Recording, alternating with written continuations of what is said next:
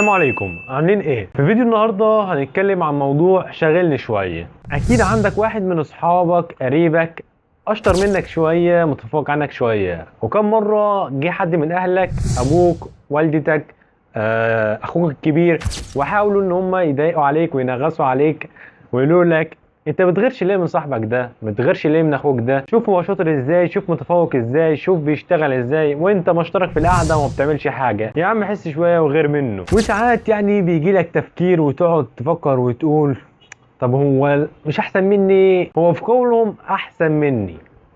اعتقد ان انا لو فكرت بالطريقه دي ممكن اكون بحسده. ما جالكش التفكير ده قبل كده وتقعد تفكر طب انا كده احسده ولا ايه؟ طب هو احسن مني هقعد ابص عليه والكلام ده؟ بص، هو جزء من تفكيرك صح وجزء منه غلط. ده طبعا بجانب ان المقارنه اساسا ده مبدأ غلط خالص ما ينفعش تشتغل عليه. وانا ان شاء الله في فيديو تاني هبقى اتكلم عن المقارنه وايه السلبيات بتاعتها وازاي تتجنب المقارنه مع غيرك. طيب في حاجه اسمها غيره وفي حاجه اسمها حسد. ايه الفرق ما بينهم؟ ايه تعرفهم؟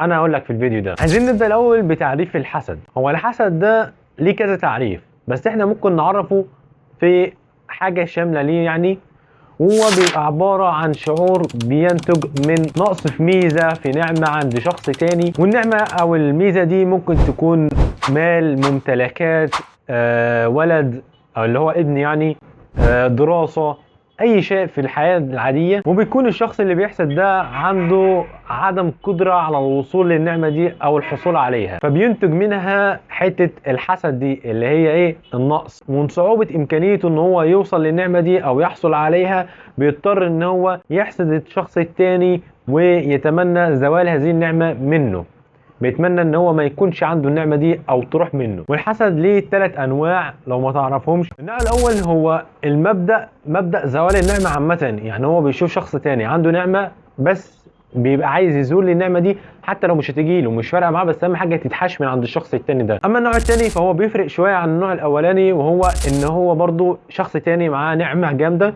فهو بيتمنى ان هو يحصل عليها نفس النعمه دي. والنوع الثالث ده مش بيتمنى النعمه نفسها زي النوعين اللي فاتوا، هما بيتمنوا النعمه نفسها، بيتمنوا مثلا العربيه اللي معاه او الموقف اللي هو فيه حاليا.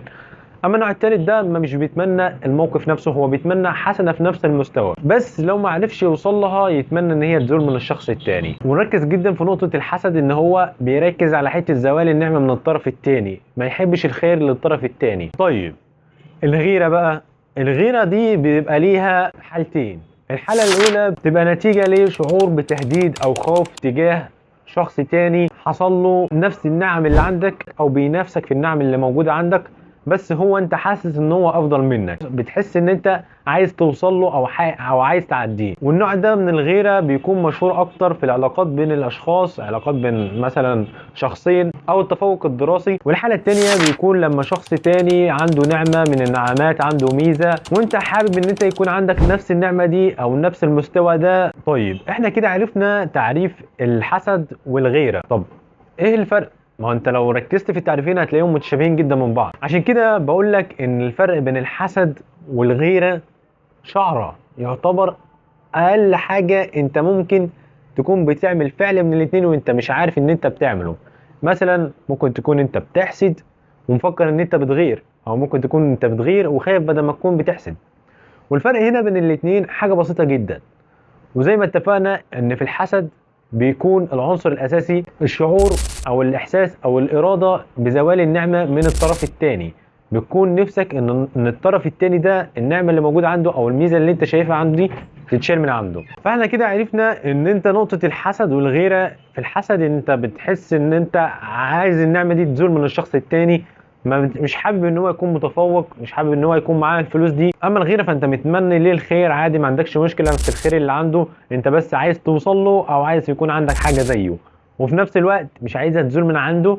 بتقول له ربنا يبارك لك، ما عندكش اي مشكله فيها. فتعالى كده نتكلم عن امثله عشان تثبت قوي الفكرتين بين بعض. هنتكلم الاول عن الحسد. زي ما اتفقنا ان الحسد ده بيكون لما يكون في شخصين، شخص عنده نعم كتيره والشخص التاني عايز النعم دي وفي نفس الوقت مش عارف يوصل لها لدرجه ان هو بيتمنى ان هي تزول من عنده وتشال من عنده. هناخد على سبيل المثال ان في شخصين، اتنين صحاب عادي، واحد منهم غني، عنده عربية جديدة، عنده مثلا فلوس، عنده نعم الحمد لله يعني ربنا يبارك له. اما الشخص التاني فهو للأسف مش هيعرف يشتري العربية دي، ما عندوش فلوس، مش واصل لنفس المكانة دي في الفلوس، فبيحصل لنتيجة لعدم القدرة على شراء العربية دي او عدم القدرة للوصول للمبلغ المال ده، ان هي بتحصل زي حته ايه، النعمه دي تتشال من عنده، زي اللي بيقولوا ايه، اشمعنى هو عنده وانا لا. فاهم انت النظره دي؟ ومثال تاني برضو، في اتنين صحاب مثلا بدأوا شغل مع بعض، الاتنين في نفس المرتبة، بادئين نفس الوظيفة، معاهم نفس المبلغ من المرتب، وفجأة كده لقينا واحد منهم بسم الله ما شاء الله عالي في المراتب في الشغل، اجتهد داس على نفسه، فمرتبته بقت عالية جدا في الوظيفة ومرتبه بقى عالي في نفس الوقت.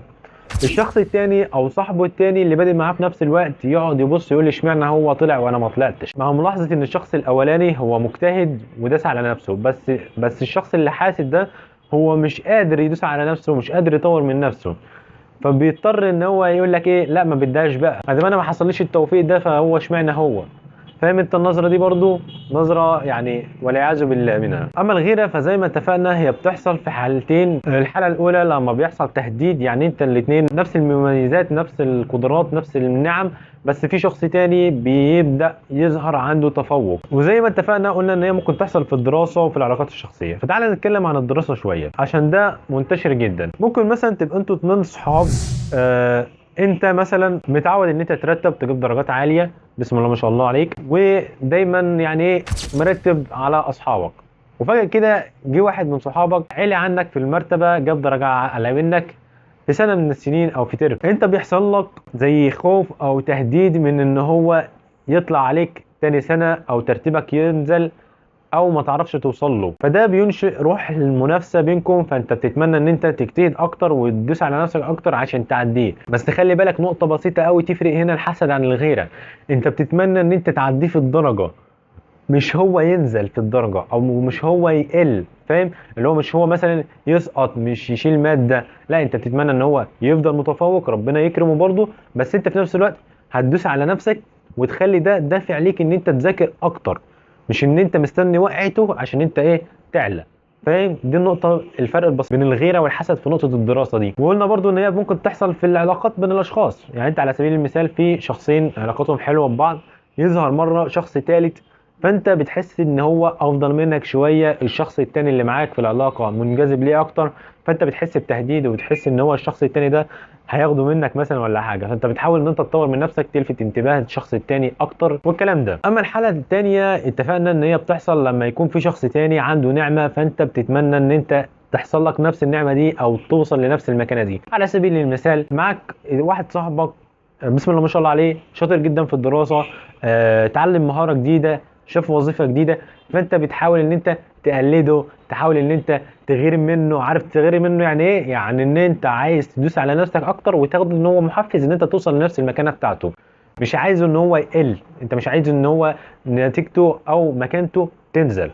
فاهمني؟ واهم حاجه اهم حاجه في الغيره الشعور بحب الخير للغير وعدم زوال النعمه منه. انت ما تتمناش ليه الشر، تتمنى ليه الخير دايما، وربنا يبارك له في اللي هو فيه ويكمل فيه ويزيده. فاحنا كده لو ركزنا في الموضوع من الاخر فاحنا هنلاحظ ان الغيره والحسد قريبين جدا من بعض. فاحنا عشان نركز في الموضوع حاول ان انت تبعد شويه عن المقارنه مع الغير، اللي هو اساسا المبدأ الاساسي، ابعد عن المقارنة مع شخص تاني، لان على سبيل المثال زي ما اتفقنا ان الفرق بينهم شعرة، انت ممكن اساسا تكون بتغير من واحد تاني ومفكر نفسك ان انت لا انا بغير منه بس وبتمنى له الخير. انا عايز اقول لك ان اغلب شعور الغيرة ممكن يترتب عليه حسد، ان انت مش ضامن نفسك انت اساسا نيتك صافية ولا لا.